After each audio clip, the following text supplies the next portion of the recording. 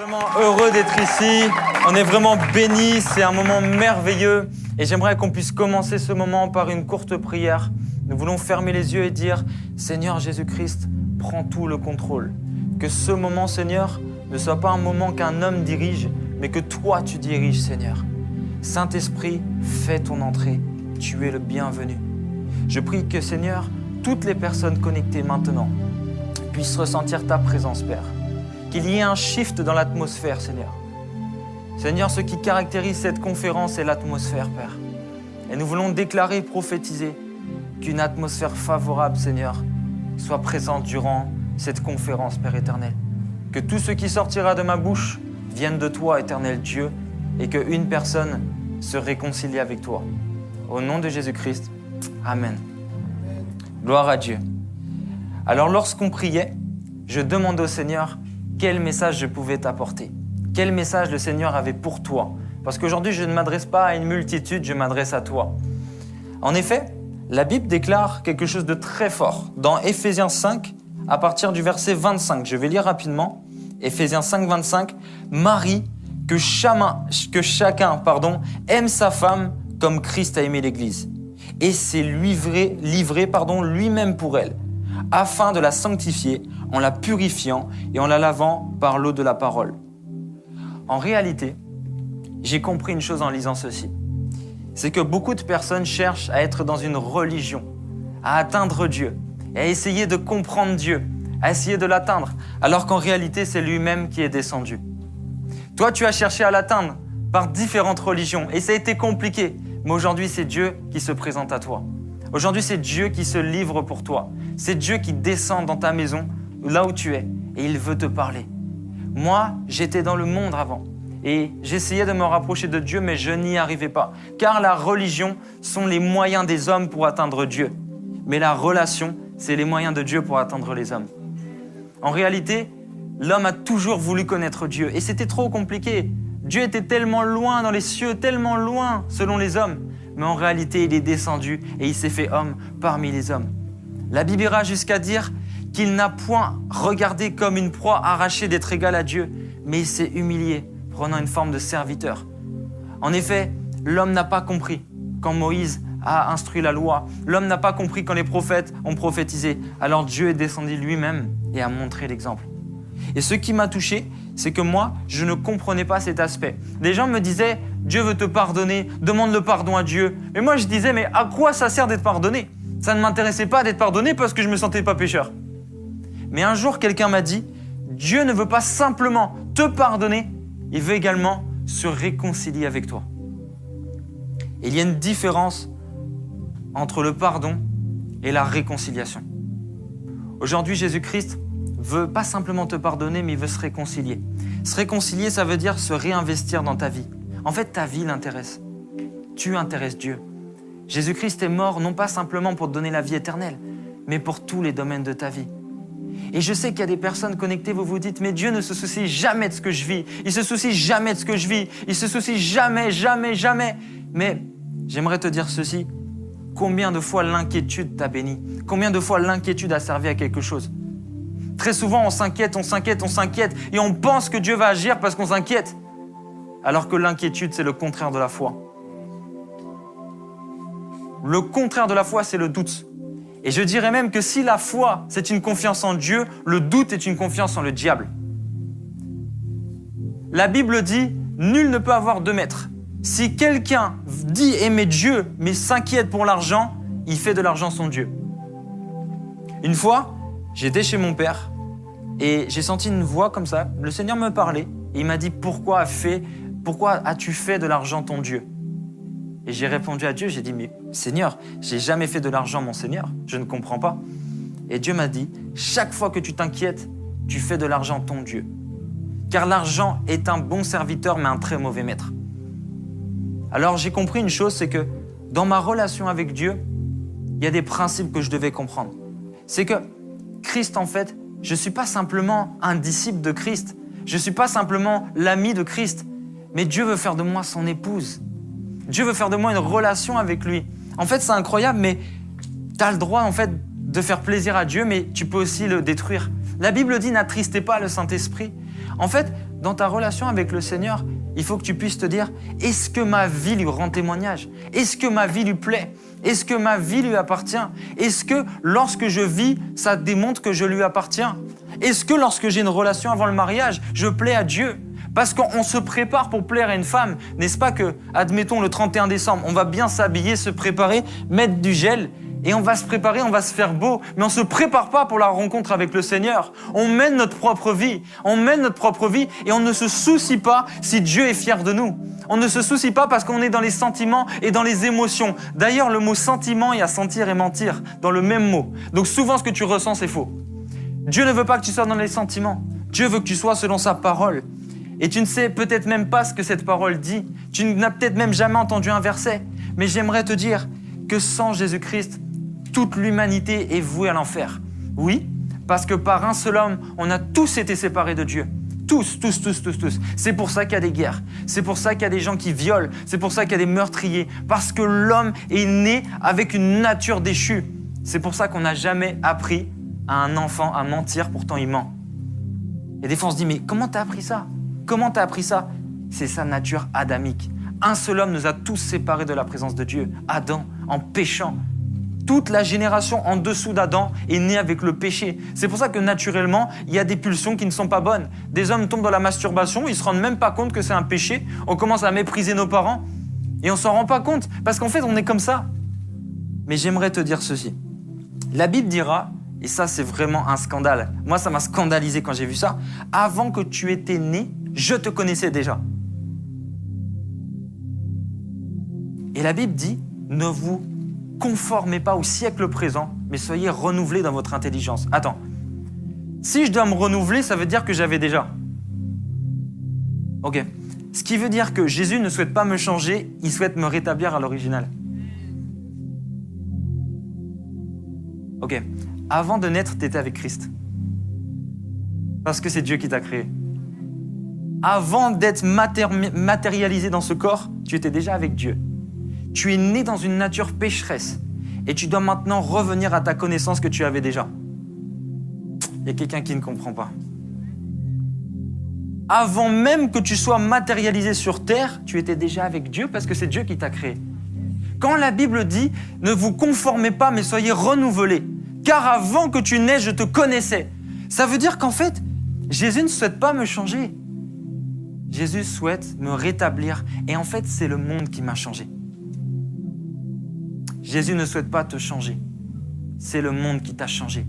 Jésus souhaite que tu reviennes à la vraie, à la version 1.0, au véritable. Le monde t'a changé.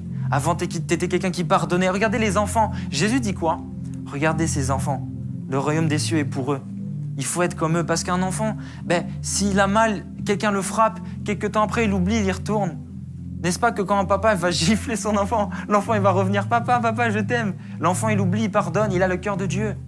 Parce que quand tu nais, quelque part, dans cette transition dans l'enfance, tu as encore cette nature un petit peu innocente.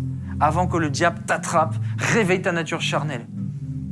Et aujourd'hui, j'aimerais vous dire, ne nous présentons pas devant Dieu comme des serviteurs, comme des prophètes, comme des pasteurs, des apôtres, mais comme des enfants, disant « Père, je veux que tu me redonnes ma vraie nature ». La Bible déclare que par un seul homme, tous ont été séparés. Mais par un seul homme, tous ont été réconciliés. Toujours le mot réconciliation. Ce mot-là, c'est pas simplement le pardon. La réconciliation, c'est Dieu qui revient dans ta vie et qui s'investit dans tout ce que tu fais. Et des fois, malgré que tu sois chrétien, tu vis des persécutions et des galères. La Bible dit quoi? Prenez comme un sujet de joie toutes les diverses épreuves auxquelles vous êtes confrontés, car l'épreuve produit la patience et la patience produit la persévérance. En fait, la vie chrétienne, parfois, on te l'a prêché comme un mensonge. On t'a dit « Oh, donne ta vie à Jésus, tu vas avoir la paix ». Peut-être que des fois, tu n'auras jamais la paix, tu vas souffrir, on va te persécuter, on va te haïr au nom de Jésus, on va te mener devant les tribunaux. On va publier des choses sur toi sur Internet. Pourquoi? Parce que tu es chrétien. Parce que Jésus a dit « Ils m'ont haï, ils vous haïront ». En fait, quand tu donnes ta vie à Jésus, tu rentres en guerre avec le diable. C'est pour ça que moi, quand j'ai donné ma vie à Jésus, j'ai pas connu la paix. J'ai pas connu la paix. Pourquoi? parce qu'il y a le diable qui s'est levé et qui a voulu me combattre. Première fois que je vais à l'église, en 2015, je vais à l'église, tout ça. Moi, je suis un jeune normal, je fais du skate, j'ai des copines, je vais en boîte, tout va bien. Et puis, il se passe quoi? Je vais à l'église. Et quand je rentre, j'entends « suicide-toi, suicide-toi, suicide-toi ». Ah, des pensées comme Jeanne d'Arc. Des pensées. Ça me persécutait, c'est incroyable. Et j'appelle quelqu'un, je dis « Allô, Grassa, je comprends pas. Tu m'invites à l'église, vous m'avez fait quoi, là ?» J'avais une vie normale, maintenant j'ai des pensées de suicide. Et elle me dit ceci, « Ok, avant t'étais comme tout le monde, mais là t'as fait un pas vers Dieu, le diable t'a vu. Lorsque tu donnes ta vie à Jésus, tu déclares une guerre au diable. Et j'aimerais vous prêcher un vrai évangile. Le véritable évangile n'est pas de donner sa vie à Jésus pour souffrir, mais donner sa vie à Jésus pour appartenir au royaume. Lorsque tu vas mourir, ça ne sera pas la fin de toute chose, mais le commencement. Le commencement, soit d'une vie proche de l'éternel, soit une vie en enfer. Et voici un des grands mensonges du diable. L'enfer, c'est cool.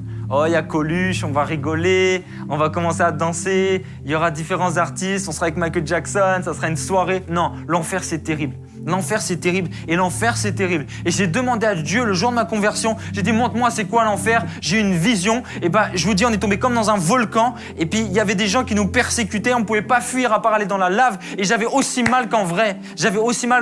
Là, si je me pique, j'ai mal en vrai. Et mon âme, elle avait aussi mal quand j'étais en enfer, dans la vision. Je te dis une chose, l'enfer est plus réel que ce monde maintenant. L'enfer est plus réel, il est éternel. La Bible déclare, car Dieu a tant aimé le monde qu'il a donné son Fils unique, afin que quiconque, toi, même si tu es musulman, même si tu es juif, même si tu ne crois pas, afin que quiconque croit en lui ne périsse pas, mais ait la vie éternelle. Après, c'est écrit, Dieu n'a pas envoyé son Fils pour juger le monde. C'est pas un jugement, mais pour qu'il soit sauvé par lui. Après, Jean 3,18 nous dit, mais celui qui ne croit pas au Fils unique de Dieu est déjà condamné. Pourquoi? Parce que par un seul homme, on a tous été condamnés en fait. Et il nous fallait un sauveur. La première chose que Dieu veut faire, c'est de te montrer que tu as besoin d'un sauveur. Oh, tu dis, mais moi, vas-y, je mène ma vie, vas-y, j'ai pas besoin de Dieu. Ok, t'as pas besoin de Dieu, ok. Moi, je crois qu'on peut vivre sans Jésus. Moi, j'y crois. Moi, je crois qu'on peut mener une vie sans Jésus, carrément. Carrément. Bob Marley l'a fait. On peut mener une vie sans Jésus. Elon Musk le fait encore. Différentes personnalités le font. Ok, on peut vivre sans Jésus, mais c'est grave possible. Mais est-ce que tu pourras mourir sans? Comment vas-tu te justifier? Parce que plus tu seras proche de Dieu sur terre, plus tu seras proche de Dieu là-haut. Mais si tu rejettes celui qui veut te sauver, comment va-t-il te recevoir? Oh, ce n'est pas comme dans les Simpsons, où quand tu montes au ciel, c'est drôle et tout ça. Il y a comme Saint-Pierre à la porte du paradis. Ce sont des hérésies. Il n'y a aucun purgatoire. Ce n'est pas parce que tu pêches, tu attends, tu vas au purgatoire, Dieu te purifie, tu vas au ciel. Non, la Bible déclare, il n'est dit qu'une seule fois. Tu vas mourir et il n'est réservé à l'homme que de mourir une seule fois. Après quoi vient le jugement. Et d'ailleurs, il y a deux jugements. Le jugement des rebelles et le jugement des chrétiens. Oui, je dois parler de cela. C'est un thème sur l'amour de Dieu. Et oui, je parle de l'amour de Dieu parce que l'amour de Dieu prend soin. Mais aimer, c'est dire la vérité. Et je sais qu'il y a une personne aujourd'hui qui en a marre d'entendre « Dieu t'aime ». Il y a une personne qui doit entendre la réalité du monde spirituel, la réalité de la conséquence du péché. Lorsque tu vas mourir, il va se passer une chose. Soit Dieu va dire « Viens, entre, bon et fidèle serviteur », et je prie que ça soit ton partage au nom de Jésus. Soit il va dire « Arrière de moi, je ne t'ai jamais connu ». Connaître, c'est le même mot lorsque la Bible déclare que Joseph n'avait jamais connu Marie. C'est dans le mariage, n'est-ce pas? Ok. Connaître, c'est quelque chose dans l'intimité. C'est-à-dire qu'aller à l'église, ce n'est pas connaître Dieu parce que tu n'es pas en intimité. La Bible ira jusqu'à dire dans Matthieu 6, lorsque tu pries, ne multiplie pas de vaines paroles, comme les païens, les athées, qui pensent qu'à force de paroles, Dieu va les exaucer. C'est vrai, des fois, on voit des gens réciter des psaumes. Ils récitent des psaumes. Une fois, j'ai croisé quelqu'un qui allait en boîte, mais elle récitait des psaumes tout le temps. Mais Dieu ne peut pas l'écouter. Dieu ne peut pas l'écouter. Pourquoi? Parce que sa prière est vaine. Tu n'ajoutes pas la foi à ce que tu dis. Tu ne dois pas simplement réciter. Comment on prie, en fait? Vaut mieux un cœur sans mots que des mots sans cœur. Même Dieu comprend tes larmes. Il comprend tes larmes. Mais ce qu'il veut faire avec toi, c'est bien au-delà de te faire prier ou lire la Bible. Il veut te connaître dans l'intimité. Matthieu 6 nous dit encore, quand tu pries, ne va pas devant les gens pour montrer que tu sais prier. Va dans le lieu secret, cherche-le et démontre à Dieu que là tu le cherches. Cherche-le et dis-lui, Seigneur, je ne sors pas de cette pièce sans t'avoir rencontré. Peut-être que certains ne vont pas me croire, mais Jésus m'est apparu en 2015. Oui, Jésus m'est apparu. J'étais dans mon jardin, et j'ai dit, Jésus, je t'abandonne si tu ne m'apparais pas. Je me suis endormi en un coup, et je l'ai vu descendre du ciel, descendre sur moi. Je ne pouvais pas mettre mes yeux sur lui. Bon, maintenant, je sais qu'on ne peut pas le voir, mais moi, je ne savais pas à l'époque. Du coup, je ne peux pas mettre mes yeux sur lui, je vois que autour de lui. Il descend sur moi, il descend comme ça, il se présente devant moi. Il me dit, crains-moi. Et je me réveille. J'étais tellement déçu. Je me suis dit, genre, il m'a pas dit autre chose. C'est tout. Genre, le truc le pire, quoi. Craindre Dieu, genre, ça va me servir. Et je me suis rendu compte que c'était la plus grande révélation que Dieu voulait m'apporter. La Bible ira jusqu'à dire le commencement de la sagesse, c'est la crainte de Dieu. Mais moi, je vais même dire autre chose. Le commencement de tout, c'est la crainte. Parce que tout ce que tu fais sans Dieu, Dieu n'est pas avec toi. Psaume 127 au verset 1. La Bible ira jusqu'à dire si l'Éternel ne bâtit, celui qui bâtit, bâtit en vain. En fait, ta vie n'est que destruction parce que tu bâtis sans Christ. La Bible ira jusqu'à dire dans Romains 8 au verset 1, il n'y a aucune condamnation pour ceux qui sont en Jésus-Christ.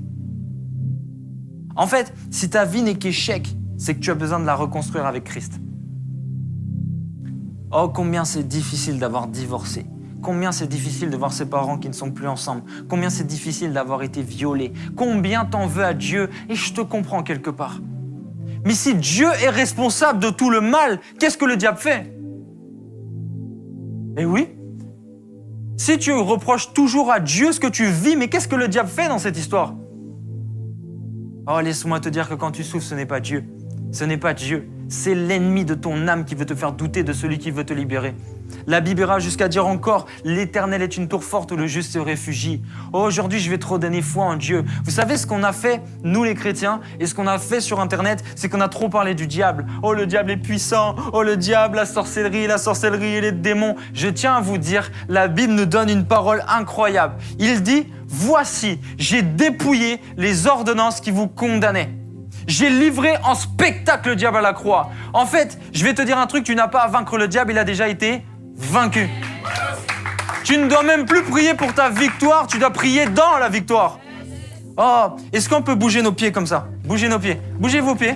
Même vous, devant votre caméra, de la même manière que tu sens tes semelles, de la même manière que tu sens tes pieds, tu dois sentir la domination sur le diable. Satan est sous tes pieds, sous tes pieds, sous tes pieds, sous tes pieds.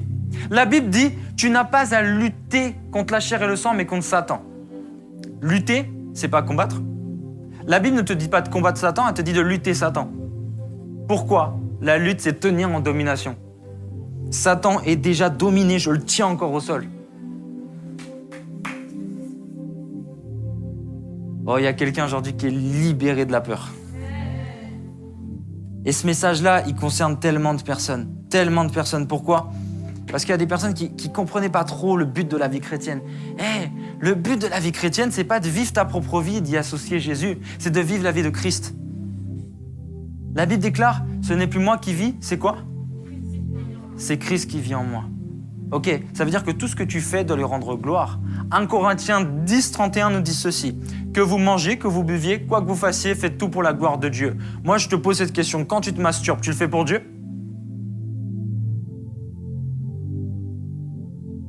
Quand tu parles mal et tu critiques, t'appelles une copine pour parler sur le visage d'une fille que tu as vue sur Insta, tu fais ça pour Dieu? Quand tu regardes les filles et tu scrolles sur TikTok, est-ce que tu fais ça pour Dieu? Ok. Eh bien, je tiens à te dire ceci. Si tu culpabilises, Dieu ne veut pas que tu culpabilises. La culpabilité te mènera en enfer. Dieu veut que tu te repens. Que tu dises, ok, Père, je culpabilise plus. Je veux juste que toi, tu mènes ma vie. En fait, l'évangile est une bonne nouvelle et non une condamnation. C'est de reconnaître que tu es pécheur et que tu as besoin d'un sauveur. Oh, combien, moi, je ne me sentais pas pécheur devant Dieu. Ah, je me sentais tout sauf pécheur. Qu'est-ce que je fais de mal? J'avais des relations avec plusieurs femmes. Bah quoi, je donne de l'amour? En quoi je pêche? Mais j'ai compris que mes desseins, mes volontés ne sont pas ceux de Dieu. Et en fait, tu dois apprendre à confronter, non pas à comment vivent les autres. C'est pas parce que tu vois un chrétien qui fait n'importe quoi, qui forcément il est dans la vérité. Des fois, on base notre vie chrétienne sur les autres, plutôt que de se baser sur la parole. Mais j'ai une bonne nouvelle dans tout cela. Dans Ésaïe 6, regardez ce qui se passe. Il y a un prophète, Dieu lui apparaît, truc de fou, et il dit « L'année de la mort du roi Osias, je vis le Seigneur assis sur un trône très, très élevé, et les pans de sa robe remplissaient le temple. » Ok. Maintenant, quand on lit Ézéchiel 16, 8, regardez ce que c'est écrit. « J'entendis », je vais même le prendre en entier, c'est encore mieux.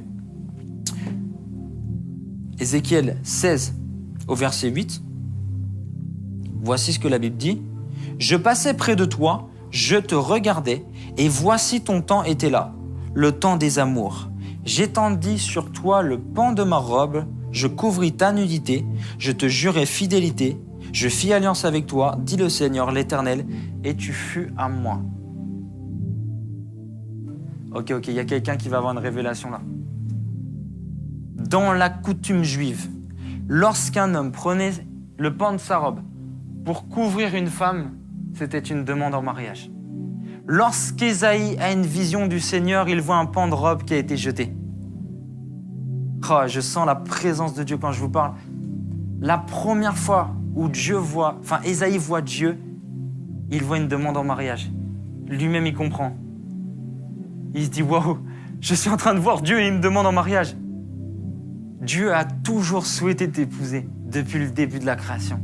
Il a toujours voulu t'épouser, même quand tu péchais. Il a toujours voulu être ton meilleur ami. Il a toujours voulu être ton époux. Oui, il a voulu s'investir dans ta vie et prendre soin de toi. La première fois où Ésaïe voit le Seigneur, il voit le Seigneur lui demander en mariage. Et il y a une femme dans la Bible, elle est là, elle a des pertes de sang depuis des années, elle a vu plein de médecins, elle ne sait plus quoi faire. Et elle arrive devant Jésus et elle touche le pan de sa robe. Elle se présente comme une épouse. Dieu l'a guérie. Il dit, oh, une force m'a quitté. Jésus dit ça, une force m'a quitté. Et les disciples disent, mais qu'est-ce qui se passe? Et Jésus dit, non, il y a quelqu'un qui m'a touché, une force m'a quitté. Mais les disciples lui disent, mais tout le monde te touche, t'es quand même Jésus de Nazareth, quoi. Jésus dit, attends, là, il y a quelqu'un qui a changé de dimension, là. Elle s'est approchée de moi différemment des autres. Il y a la foule et il y a l'épouse. Il y a la foule et il y a les disciples. Il y a la foule et il y a la dimension de l'épouse. C'est pas pareil du tout. C'est pas pareil du tout parce que cette femme s'est approchée avec une intimité. Et aujourd'hui, Dieu va relâcher une puissance dans ta vie si tu fais de lui ton époux. Oh, ça doit parler à quelqu'un. Et les pharisiens, c'était des docteurs de la loi juive. Et ils s'embrouillaient trop avec Jésus. Ah, ils s'embrouillaient tout le temps.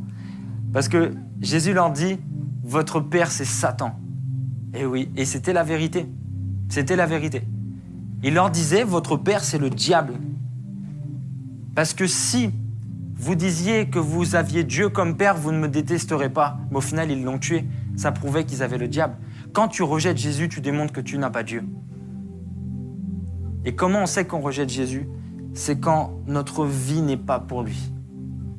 Dieu veut que quelqu'un aujourd'hui revienne à une consécration totale. Consécration, c'est quoi? C'est une mise à part. Dieu veut te mettre à part, que tu ne sois plus comme les gens de ce monde. Regardez ce que la Bible dit dans Matthieu 22. Matthieu 22, la Bible dit quoi? Les pharisiens, on en a parlé juste avant, ayant appris, voilà, ils parlaient avec Jésus, tout ça. Et l'un d'eux, docteur de la loi, lui posa une question pour l'éprouver. En fait, quand les pharisiens posaient des questions à Jésus, c'était pour le discréditer. Ils posaient des questions compliquées. Il lui dit, ok, maître, quel est le plus grand commandement de la loi? Jésus lui répondit, tu aimeras le Seigneur ton Dieu de tout ton cœur, de toute ton âme et de toute ta pensée. Alors j'ai compris quoi? La première chose que Dieu fait, c'est qu'il veut redevenir le premier dans ta vie. Le premier, pas Netflix. Non, pas les hommes, pas les femmes, pas TikTok, pas Instagram, pas être vu, pas plaire même à tes parents, bien qu'il faut les honorer. Mais d'abord Jésus-Christ dans ton cœur. La première chose que Dieu fait, c'est qu'il t'épouse et il veut que tu sois le premier, qu'il soit le premier dans ton cœur. C'est la première chose que tu dois faire. Mais le souci, c'est qu'il y a des chrétiens La Bible nous parle dans le livre de Jacques, des personnes, ou même pas des chrétiens, mais des personnes qui prient quand même, mais qui prient mal. La Bible dit, dans Jacques 4, au verset 3, « Vous demandez, mais vous ne recevez pas, parce que vous demandez mal, dans le but de satisfaire vos besoins. » Voilà. En fait, tu veux prier pour que Dieu bénisse une vie dont il est exclu. Tu es dans une relation avec quelqu'un, tu sais même pas si c'est Dieu qui veut que ça soit cette personne, mais tu demandes « Oh Seigneur, bénis cette relation, donne-moi mon mariage. » Mais Dieu n'a peut-être même pas initié cette relation, comment il va la bénir? Aujourd'hui, on doit apprendre à redevenir dépendant du Créateur. Vous demandez, mais vous demandez mal, dans le but de ne pas faire la volonté de Dieu, mais votre propre volonté. Adultère que vous êtes. Waouh, c'est fort ça. Ne savez-vous pas que l'amour du monde est inimitié contre Dieu? Celui donc qui veut être l'ami du monde se rend ennemi de Dieu. Ok, ça y est, j'ai compris. Si je continue à être comme tous les gens de ce monde, je ne peux pas te dire que je suis sauvé. Le salut, écoutez bien, c'est par la foi. Si tu crois en Jésus, tu as la vie éternelle. Gloire à Dieu pour cela. Mais la Bible ira encore jusqu'à dire dans Jacques que la foi sans les œuvres est vaine et morte, tout comme le corps sans l'âme est mort. La Bible dit, j'aime bien dire la Bible dit parce qu'on doit tous se baser sur la Bible. Amen. C'est écrit, les démons croient en Dieu. Les démons croient en Dieu et ils tremblent.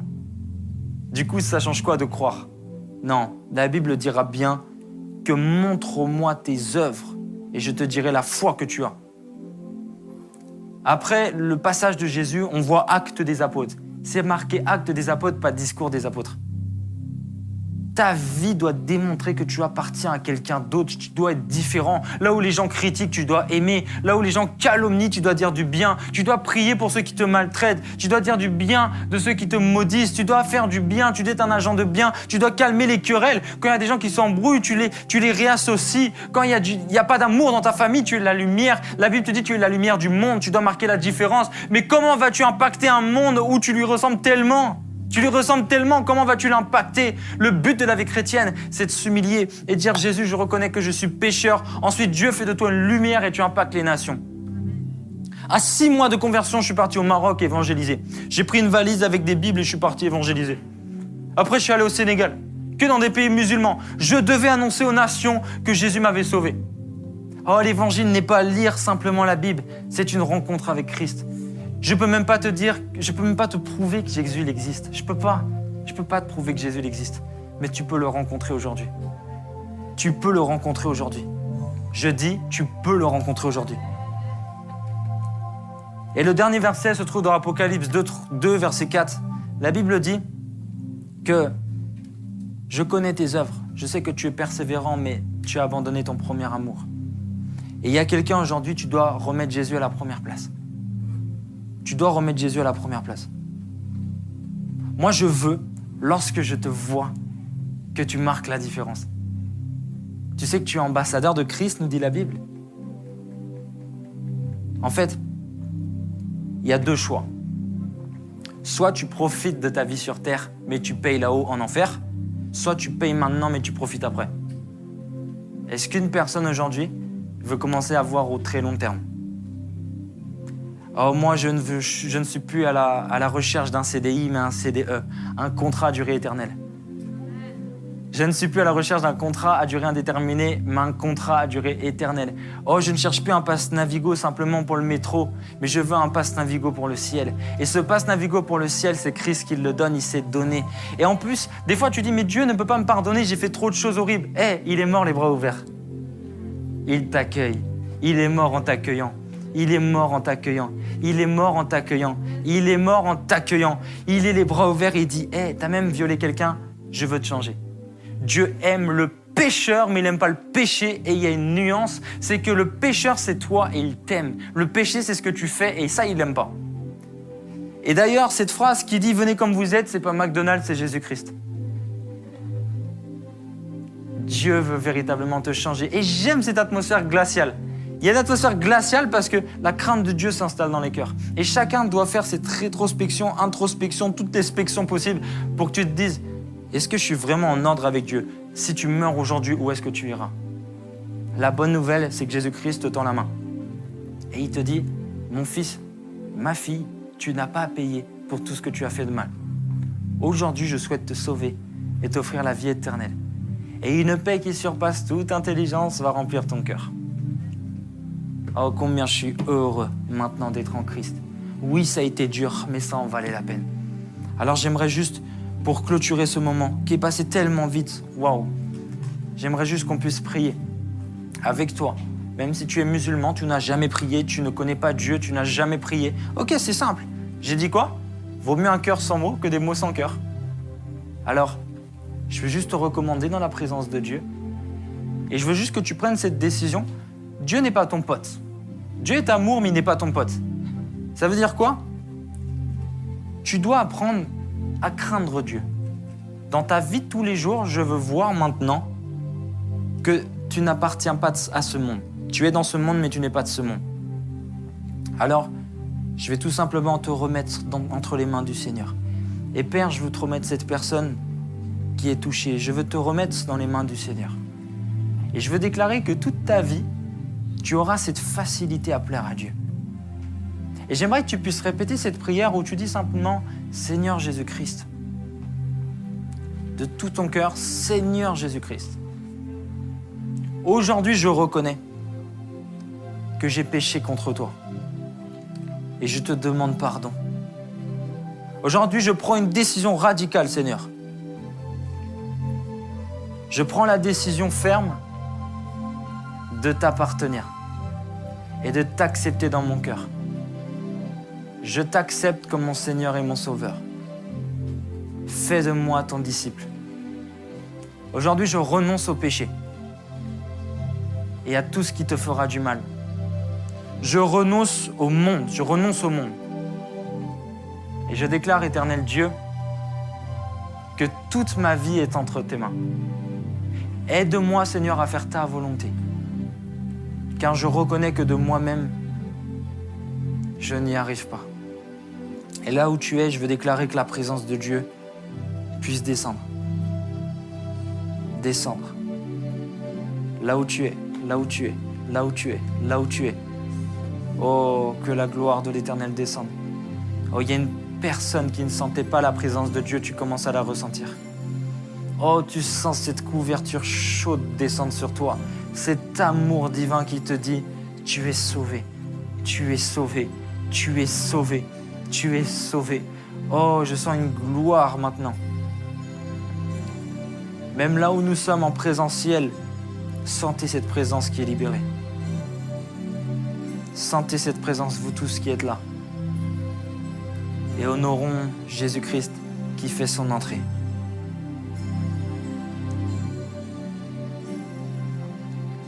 Je sais qu'il y a une personne qui voit les larmes monter maintenant parce que tu réalises que tu étais tellement loin de celui qui t'aime. La Bible dit, il t'a aimé le premier, alors aime-le en second, mais fais de lui ton premier. Oh Père, nous voulons dire merci Jésus de nous avoir sauvés. Tu dis dans ta parole, nul ne peut venir au Père si c'est moi qui ne l'attire. Oh Seigneur, merci de m'avoir sauvé. Aujourd'hui, la colère de Dieu ne demeure plus sur moi parce que Père, tu as donné ton Fils Jésus. Oh Père, merci. Parce qu'un jour dans tes parvis, dans ta présence, vaut mieux que 1000 ailleurs. Oh Père, merci. Merci pour ta présence, Père. Et durant toute cette conférence, ce serait une grande erreur de ne pas assister jusqu'au bout de cette conférence. Atmosphère, c'est un mot incroyable. Pourquoi? Est-ce que tu savais que la Bible dit que Satan est le prince de l'air? C'est-à-dire que Satan s'accapare des atmosphères pour t'empêcher de prier. Il veut polluer ta vie de prière. Il veut polluer la présence de Dieu. Il veut prendre toute l'atmosphère. Mais je tiens à vous dire qu'il a copié ça de Dieu. Parce que la présence de Dieu chasse le diable. L'atmosphère de Dieu chasse le diable. La Bible dit, le joug est brisé à cause de l'onction. Lorsque l'onction, c'est-à-dire la présence de Dieu, c'est-à-dire la gloire de Dieu, c'est-à-dire la main de Dieu, c'est-à-dire que sa présence manifeste est libérée dans une pièce, oh, le diable ne peut pas tenir, il ne peut pas supporter cette odeur. Aujourd'hui, je prie que partout où tu vas, tu témoignes qu'il n'y a de salut que par Jésus-Christ. Le souhait de Dieu, c'est que tu sois réconcilié et que tu aides les autres à être réconciliés avec Dieu. La Bible dira, vous avez été réconciliés et vous avez reçu le ministère de la réconciliation. Dès lors que j'ai reçu Jésus-Christ, je me suis battu pour prêcher l'Évangile. Pourquoi ? Parce que je ne pouvais pas garder pour moi ce que j'avais reçu. Alors c'est pourquoi j'honore Rubens pour cette invitation. On a évangélisé en 2015-2016 avec le collectif ATP et le collectif Hope. C'était incroyable parce qu'on allait voir les gens dans la rue et on leur prêchait l'Évangile et les gens réalisaient que mener leur propre vie ne menait à rien, qu'ils avaient besoin d'un Seigneur et un Sauveur. Aujourd'hui, si tu es déçu de la vie que tu as, il est peut-être temps que ce soit Jésus qui l'a bâtie à ta place. Dieu t'aime, ne te sens pas condamné, sens-toi aimé, sens-toi sauvé, sens-toi interpellé par ce message et confronte ce message à ce que tu vis vraiment.